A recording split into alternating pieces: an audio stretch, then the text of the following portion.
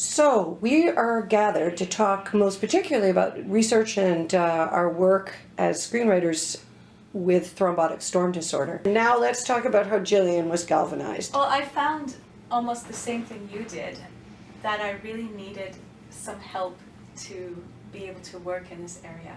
And writing a screenplay, having Jessica's help was what got me through that year of writing Emma's song, which was very difficult. I think it was difficult for Jessica too, even though this wasn't her daughter or her sister. She spent the year crying with me, and we'd always get to one part in the screenplay. You also have a sister and a daughter. A sister and a daughter, and our character's real to us. Yeah, she became so real, and her sense of humor was undiminished, and of course, family members just did the craziest things when we were writing this script. Yeah, and we needed a way to continue telling her story and to have her presence.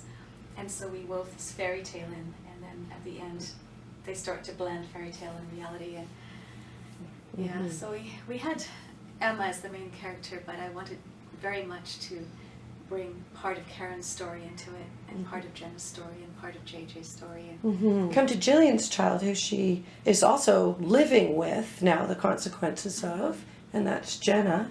And I wondered if you talk about the history of Jenna, just to bring the picture, because it seems there's really a set of things to look for here that are so similar. So, Jenna, my oldest daughter, is 19, and she had open heart surgery when she was a baby. And when she woke up from open heart surgery, it looked as though she'd had a stroke. Her jaw was hanging off to the side, and she just wasn't the same person. And she had been premature, and was part of a research study. And as part of the research study, they were looking at her development because she was one of the first test cases for surfactant for the lungs. So they knew what she could do developmentally. They had an occupational therapist who could look at her.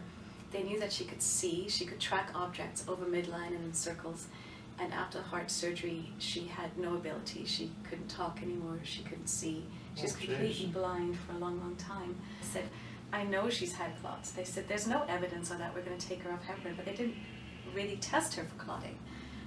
And the problem too is that in our family we all test negative for all the clotting disorders that are known. Now, after Karen's case where heparin didn't really help, I don't know if it would have helped her, but many years later they also discovered that she'd had clotting to her portal vein and had developed a cavernous transformation of the portal vein. But it was a very long road for Jenna because she became fully disabled and ended up with liver problems, and as a result 42 medical conditions just cascading one after the other. So it was such a frustrating experience that I tried. I tried my very, very best and it didn't help.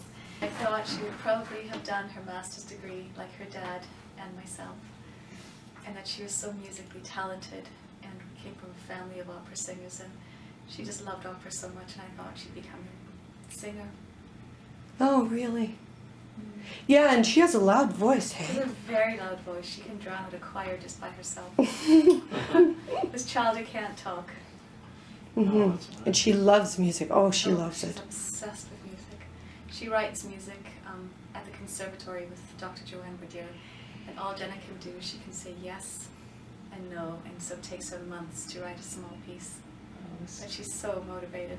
We brought in the issue of disabilities as well, because that was part of Jenna's story, and really wanted to tell the story of, we just wanted people to walk down the street and see a child with a disability and not see the wheelchair, but we wanted them to see the child on the inside and know that that was a real person with goals and dreams and hopes and talents. Definitely.